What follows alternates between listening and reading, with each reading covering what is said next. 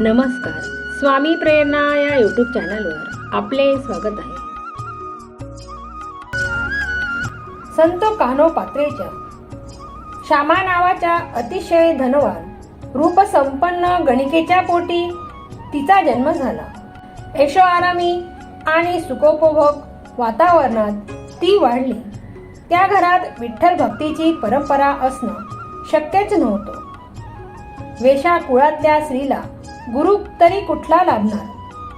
पण गणिकेच्या रूढ अशा भोगविलासी मार्गाकडे न जाता ती परमार्थ मार्गाकडे वळली आणि उत्कट भक्तीने परमेश्वर स्वरूप पावली. पंढरपूर पासून 7 कोसांवर मंगळवेढे गावात राहणाऱ्या धनाढ्य श्यामा नायकिनीची कान्होपात्रा ही मुलगी.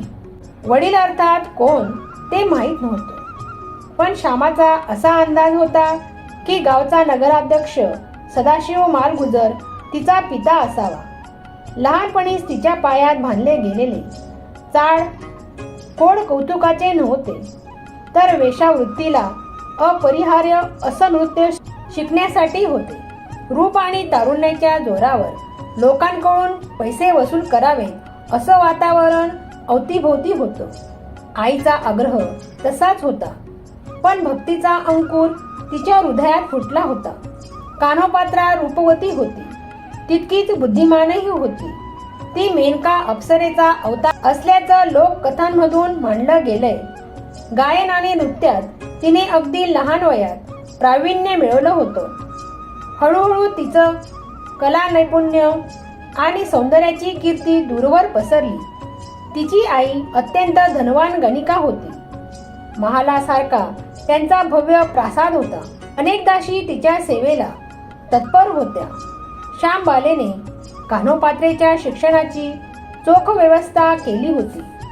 कान्होपात्रेने आपला गणिका व्यवसाय पुढे चालू ठेवावा, राजदरबारी रुजू व्हावं असं श्यामबालाला वाटत होतं. पण कान्होपात्रेला त्याची किळस वाटत होती. मुलीच्या रूपगुणांना योग्य असा पुरुष कान्होपात्रेला मिळावा असं श्यामाला वाटत होतं. पण कान्होपात्रेने आईला स्पष्ट सांगितलं की माझ्यापेक्षा रूपवान पुरुष असेल तर मी त्याच्याजवळ राहीन, विवाह करेन. ही अट अर्थात कठीण होती. मंगळवेढ्याचा एक धनाढ्य व्यक्ती सदाशिव मालगुजर याची नजर कान्होपात्रेवर पडली. त्याने कान्होपात्रेचं नाचगाणं बघण्याची इच्छा व्यक्त केली. श्यामाने काहीतरी सांगून कान्होपात्रेला कसबसं सदाशिव समोर आणलं. त्याची विषारी नजर तिच्यावर पडली. याच्यासारख्या नीच माणसाच्या इच्छेखातर आपण गायन नृत्य करणार नाही असं तिने त्याच्या तोंडावर सांगितले. भडकलेल्या सदाशिवने सूडसत्र सुरू केलं. ती त्याची मुलगी असल्याचं श्यामाने सांगून पाहिले, पण तो इतका वासनांध झाला होता की हे खोटं असल्याचं त्याने म्हटलं. श्याम आणि कान्होपात्रेचा छळ सुरू झाला. वैभव ओसरलं. त्यांच्या विरुद्ध न्याय कोण देणार. अखेर श्यामाने त्याची माफी मागितली. त्याने 3 दिवसात कान्होपात्रेला आपल्यासमोर आणून उभं करण्याचा हुकूम दिला. या संकटाने कान्होपात्रा डगमगली नाही. ती देवासमोर हात जोडून जप करू लागली. रात्रभर ती जप करतच होती.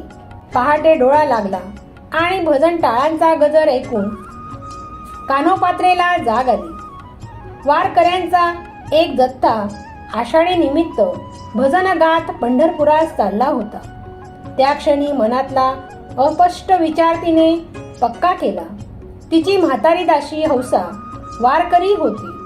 बळजबरीने अत्याचारातून सुटण्याची संधी जणू देवाने तिला दिली होती. हौसाच्या संगनमताने तिने फाटके विटके कपडे घातले आणि ती पंढरपूरला निघाली. तिच्या मनाला विठ्ठलाची ओढ लागली. मध्यरात्रीच्या अंधारात एका दासीच्या वेशात तिने मंगळवेढ सोडलं. यापुढे रूपवती तरुण कान्होपात्रेने निर्भयतेने पूर्णपणे विठ्ठलावर विसंबून आपला जीवनक्रम ठरवला. पंढरपूरला आल्यावर तिने पांडुरंगांचं दर्शन घेतलं आणि त्यावेळी ती संपूर्णपणे त्याच्या चरणाशी एकाग्र झाली. व्याकुळ मनाने ती विठ्ठलाची विनवणी करू लागली. माझा अधिकार नाही, भेटी देई विठाबाई, ठाव देई चरणापाशी, तुझी कानोपात्रा दाशी. आपलं सगळं अस्तित्व विठोबाच्या पायी समर्पित करून तिने त्याचं दासत्व पत्करलं.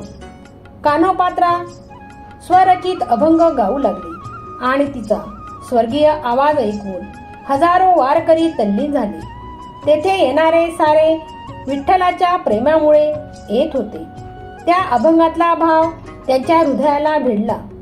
वृद्ध हौसाबाईने कान्होपात्रेसाठी आणि स्वतःसाठी एक झोपडी बांधली. कान्होपात्रा दिवसातून 2दा विठ्ठलाचे देऊळ झाडून पुसून लख्ख करत असे. पहाटे आणि रात्री ती देवासमोर नृत्य आणि भजन करी. लोकांना वाटे ती देवाचं वेळ घेतलेली गरीब शेतकऱ्याची पोर आहे. कान्होपात्रा दिवसेंदिवस विठ्ठल भक्तीत खोल बुडत गेली. लोक तिचा आदर करू लागले. भोग विलासाची इच्छा तिला नव्हतीच. मुळाचा ओढाच परमार्थकडे असल्याने तिच्या ध्यानीमनी विठ्ठल राहू लागला.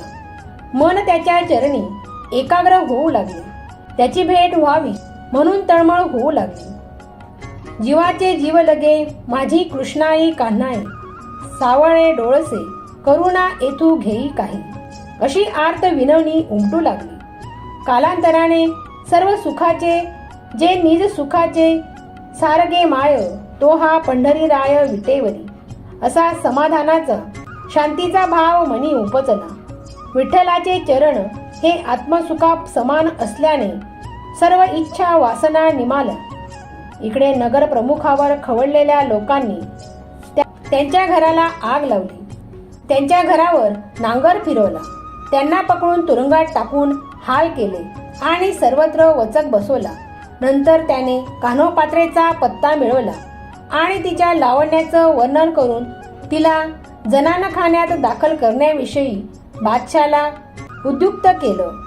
बादशाने पंढरपूरच्या पुजारावर फरमान बजावलं की त्याने कान्होपात्रेला स्वाधीन करावं, नाहीतर मंदिर जमीनदोस्त करण्यात येईल. विठ्ठल मंदिराला सैनिकांचा गरडा पडला. आपल्यासाठी लाखोंचं भक्तिस्थान असलेलं सार सर्वस्व विठ्ठलाचं राऊळ उद्ध्वस्त व्हावं हे तिला सहन होणं शक्यच नव्हतं. कान्होपात्रा सेनाधिकाऱ्यासमोर हजर झाली. तिने एक वार विठ्ठलाचं दर्शन घेण्याची परवानगी मागितली. कान्होपात्रा तडक देवासमोर हात जोडून उभी राहिली. देवापासून दूर जाण्याची कल्पना तिच्यासाठी असह्य होती. ती देवाला म्हणाली, नको देवराया, अंत आता पाहू, प्राण हा सर्वस्व फुटो पाहे. हरिणीचे पाळ व्याघ्रे धरी येले, मजलागी जाहले तैसे देवा. तुझवीन ठाव न दिसे त्रिभुवनी, धावे हो जननी विठाबाई. मोकलूनी आस झाले मी उदास, घेई कान्होपात्रेस हृदयास. परमेश्वराची आर्त व्याकुळ विनवणी करत असलेला तिचा आवाज सर्वत्र भरून गेला. आपल्या उत्कट भक्तीने चराचर चैतन्याशी ती जोडली गेली आणि अखेर त्या चैतन्याशी एकरूप झाली. आपल्या विठ्ठलाच्या पायाशी तिने देह ठेवला. एक आख्यायिका अशी आहे की त्यावेळी चंद्रभागेला प्रचंड महापूर आला. सारं यवन सैन्य वाहून गेलं. विठ्ठल मंदिरही जलमय झालं. चंद्रभागेतल्या एका खडकाळ जागी आधी तिचं शरीर अडकलं. मग ते महासागराच्या खोल तळाकडे चंद्रभागेने वाहून नेलं. दुसऱ्या दिवशी पूर ओसरल्यावर तिचा मृतदेह त्या खडकाळ जागी काही काळ पडला होता. तिथे एक तरटी वृक्षाचं रोप उगवल्याचं आढळलं. तो अक्षय तरटी वृक्ष आजही कान्होपात्रेच्या विठ्ठल भक्तीची ग्वाही देत तेथे उभा आहे. कान्होपात्रेने स्वतःला देवाची वधू म्हणवलं तरी तिचा विठ्ठल तिच्यासाठी आई होता, सखा होता, माय बाप बंधू भगिनी होता. देहाच्या उपाधी सुटाव्या म्हणून देवाकडे प्रार्थना करते. कान्होपात्रेला काय होतं? देगा प्रेम कळा नाम तुझे विठ्ठल, तिच्यासाठी कनवाळू माया माऊली होता. दासाची कळकळ वागवणारा दिनांचा नाथ कृपावंत मालक होता. भक्तांचा दास होता. त्याच्या प्राप्तीसाठी 4 वेद 6 शस्त्र शिनली तो केवळ भक्तीने प्राप्त होतो. अगा वैकुंठेच्या राया, अगा विठ्ठल सखया, अशी आर्त हाक ती त्याला आपल्या संरक्षणासाठी मारत होती. कान्होपात्रेच्या अपूर्व भक्तीने अखेर तिला सर्वातून मुक्ती मिळाली. विठ्ठलाचे पाय न सोडता त्याच्या चरणी सहज देहत्याग घडावा हे पराकोटीच्या भक्तीखेरीज अशक्य होतं. कुणी गुरु नाही, काही परंपरा नाही, भक्तीचं वातावरण नाही. अशा परिस्थितीत केवळ आपल्या भक्तीने तिने ईश्वर प्राप्ती करून घेतली. म्हणून कान्होपात्रा अद्वितीय ठरते. तिच्या भक्तीमुळे समाजही तिच्या पायाशी नतमस्तक झाला आणि तिला संतपद मिळाले.